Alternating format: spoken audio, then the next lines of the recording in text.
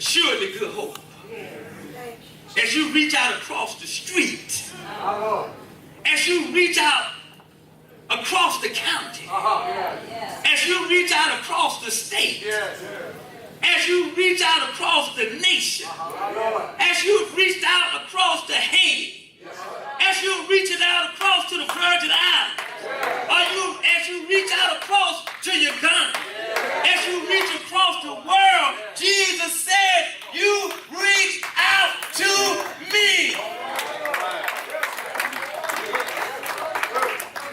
But to the goats, he was saying, verse 45 and 46, surely as much as you did not reach out, you did not give, you did not care for the least of these my brothers, reflects the true identity of your character, which is you really didn't care about me.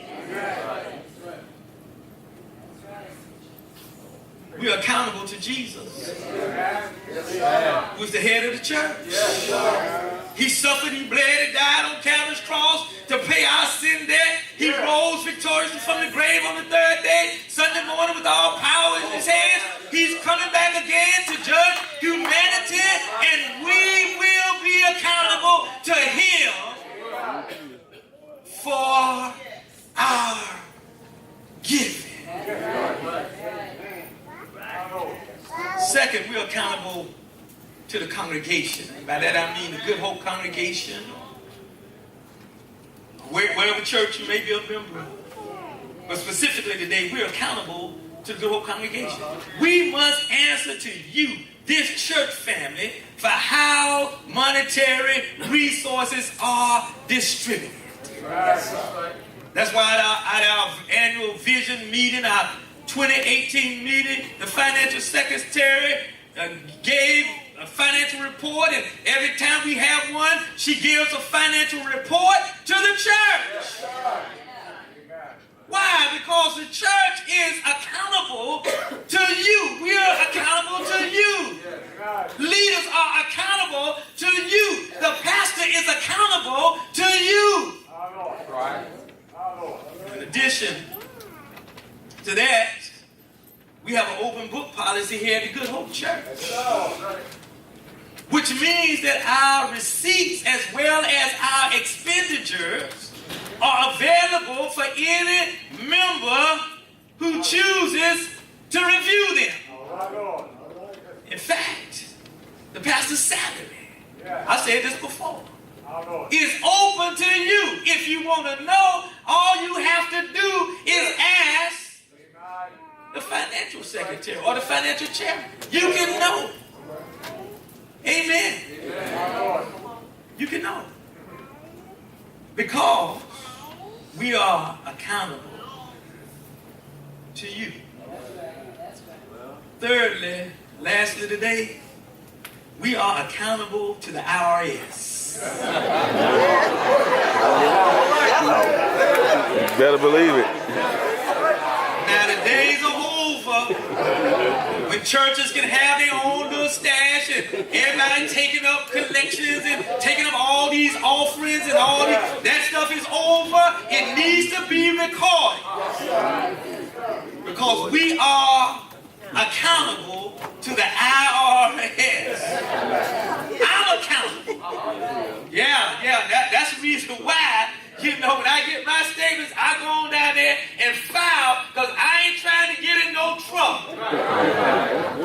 Y'all come looking, where Pastor is? That junk will be all over Facebook.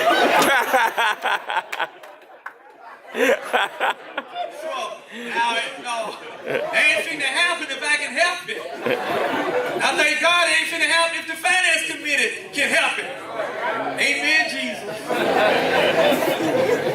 Since God established the government to exercise rule in our society, we must, as Jesus says, render unto Caesar the things that are Caesar's. That means we are to function properly under the law as it pertains to all financial dealings. And To our finance committee credit, I thank God for you. If it ain't right, it might be the pastor requesting it, but if it's against the law, it ain't happening. Amen. I don't want it to happen. I don't want y'all coming down there visiting me. Talking to me through no telephone and all that kind of stuff.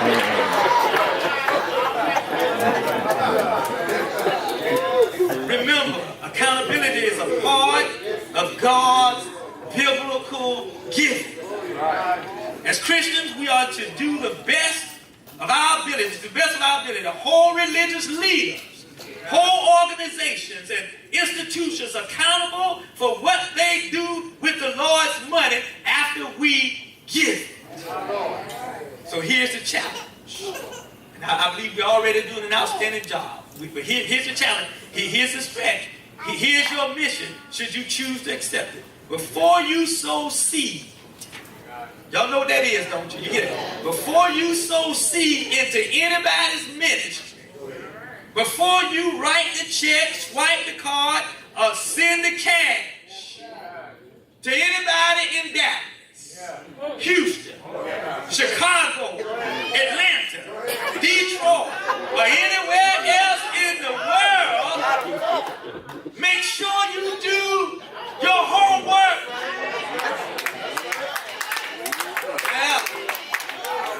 You contact the person or the ministry and ask them at the very least to send you in writing a copy of how the money you give them will be used. You got some folks who write and say, look, I want to see a copy of your budget, your financial statement, receipts, and expenditure. Now, and then ask them if they belong to a Christian financial accountability organization such as the Evangelical Council of Financial Accountability, which is a non-profit organization founded by Billy Graham. And if they are, they're in good company, because ministries like Charles Stanley, In Touch, Dr. Tony Evans, the Urban Alternative, Chuck Swindoll, Insight for Living, John MacArthur, Grace to You, all belong to the Evangelical Council of Financial Accountability, which means that their books are open to be scrutinized for truth and honesty. And you know what? You can even tell them that your pastor, Linnell Pickett C., Good Hope Missionary Baptist Church, and you don't have to dress it up, no, you don't have to say Bartow. You ain't got to say Bartow. You ain't got to say close to Lakewood. You ain't got to say not too far from Tampa. Just tell them from Garden View. Tell them what Pastor said, that in the book of Acts, chapter 4, verse 35, that everybody knew how God's money was being spent. Now, if they send it and you are prayerfully satisfied with the result, write the check, swipe the card, send cash, however you want to pay it. But if they refuse to send a report, or refuse to give you what you asked for, you stay as far away from them as you can.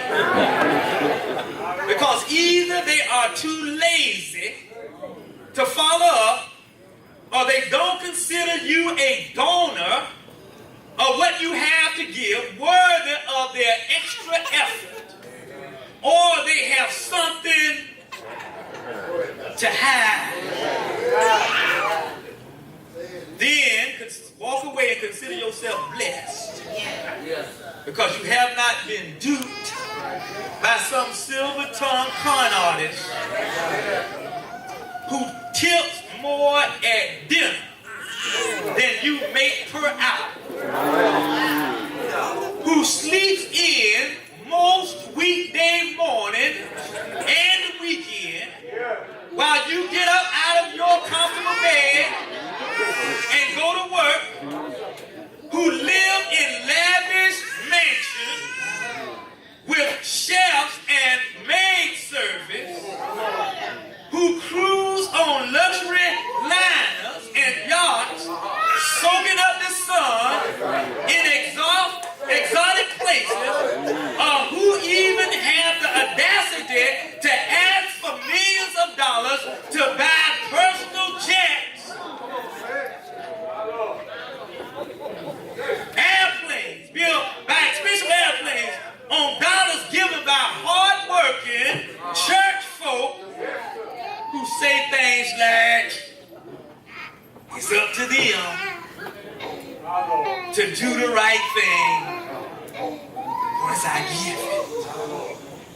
No, good Lord. 2018.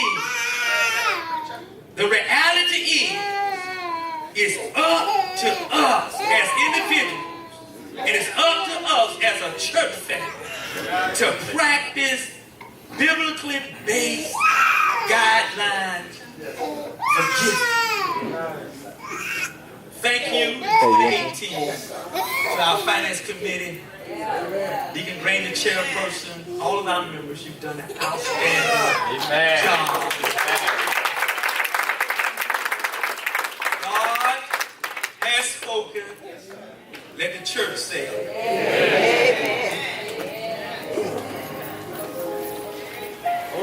As we stand, there might be someone here today,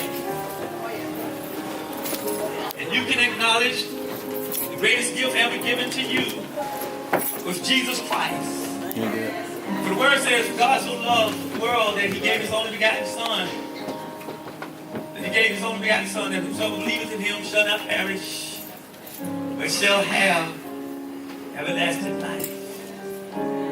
Greatest gift God gave to you was Jesus. Greatest gift never give to God is yourself. If you have not done that today, today is a great day.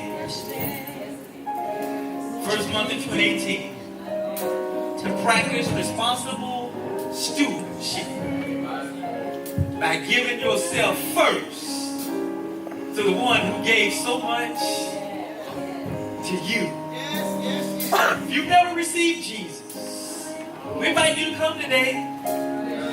He stands with outstretched arms, waiting to receive you, your stewardship, just as you are. You come. Jesus said, here I stand. Yeah, that's good. Won't you please That's good. take my hand? Yeah. And you said, I will tomorrow. Yeah. If you're here and you're looking for a church home, we invite you to join us at the home church. I am he who supplies all your needs. And you said, I know, but tomorrow,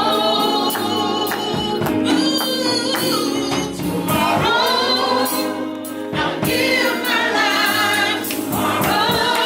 Here's your day. I'm not about today. Oh yes, it's so much easier to say tomorrow. I'll give my life tomorrow. You better choose the Lord today. Your tomorrow very well might be too late. Let's give God praise.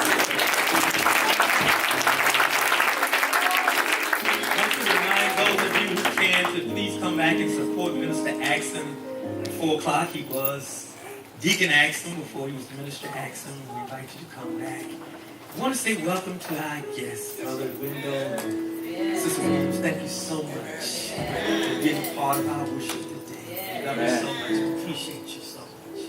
Brother Sister Gunn, your guests, thank y'all for coming. We're so honored that you came to be with us today, and all of our other guests. We thank you so much. Honored that you're with us.